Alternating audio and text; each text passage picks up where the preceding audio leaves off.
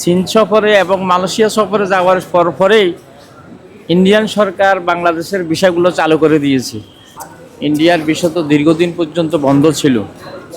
28 তারিখে সরকার ঘোষণা দিছে, ইন্ডিয়ান সরকার, যে বাংলাদেশের জন্য ভিসা যে আগে বন্ধ ছিল এটার প্রক্রিয়া চালু হয়েছে।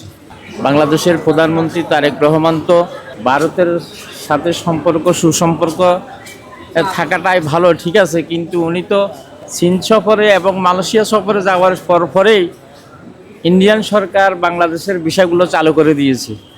এইটা আবার কোন কারিশমা সেটা তো আমরা বুঝতেছি না। তা আসলে এটা বাংলাদেশের জন্য একটা শুভকামনা, যেহেতু আমাদের দেশ ভারত বাংলাদেশ একটা সুসম্পর্ক, বন্ধুত্বপূর্ণ সম্পর্ক বজায় রাখাটা ভালো।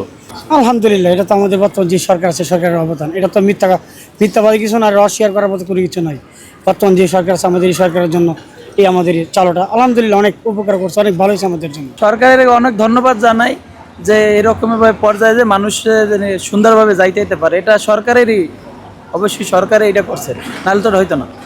তো ওই দৃষ্টিকোণ থেকে সরকার হয়তো ওই দেশের সরকার বাংলাদেশের বিভিন্ন আর্থসামাজিক পরিস্থিতির উপর নির্ভরশীল করে আপনার বিষয়টা চালু করেছে। যেটা হোক, ট্যুরিস্ট ভিসা হোক, চিকিৎসার ক্ষেত্রে হোক, সর্বক্ষেত্রের জন্য বাংলাদেশের জন্য এটা সুবিধা। তো আপনার ভিসার ক্ষেত্রে অনেক ধরনের প্রসেসিং, বিশেষ করে অ্যাপয়েন্টমেন্ট পাওয়াটাও সো টাফ হয়ে যাচ্ছে আর কি, মনে হচ্ছে আর কি। অনলাইনটা স্লিপ সিস্টেম করছে সেটা ঠিক আছে, কিন্তু স্লটটা মানে এখানকার যে অ্যাপয়েন্টমেন্ট ডেটটা এটা তো পেতে হয় আগে, সেটাও তো অনলাইনেই আসে। ধরেন সেটা আসলে তখনই আমরা কাগজপত্রগুলো সাবমিট করতে পারি, তা না হয়তো আর ফাইল সাবমিট করার কোনো অপশন থাকে না। যেহেতু অ্যাপয়েন্টমেন্ট পেলেই আপনি ফাইল সাবমিট করতে পারবেন, না হয়তো করতে পারবেন না।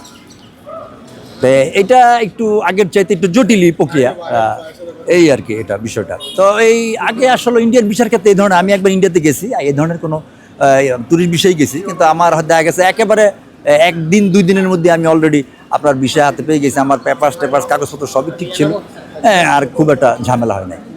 যশোর আলী সবচেয়ে ভালো হয়, ঢাকায় আসা খুব সমস্যা আছে, আর আসলে সবাই তো পারে না, এই যে মুরব্বী মহিলারা, এদের খুব কষ্ট আছে, অসুস্থ, কি করে আসবে, তাই কাছে কাছে হলে সবচেয়ে ভালো হয়। না না, কোনো ঝামেলা হয়নি, খুব সুন্দরভাবে জমা দিছি। এখন ট্যুরিস্ট ভিসা চালু হয়েছে, আমাদের দেশের সরকারের সাথে ওই দেশের সরকারের সাথে সম্পর্ক ভালো না হলে এটা চালু হওয়ার কথা না। দুই দেশেরই পররাষ্ট্র মন্ত্রণালয়ের ব্যাপার পুরোটা।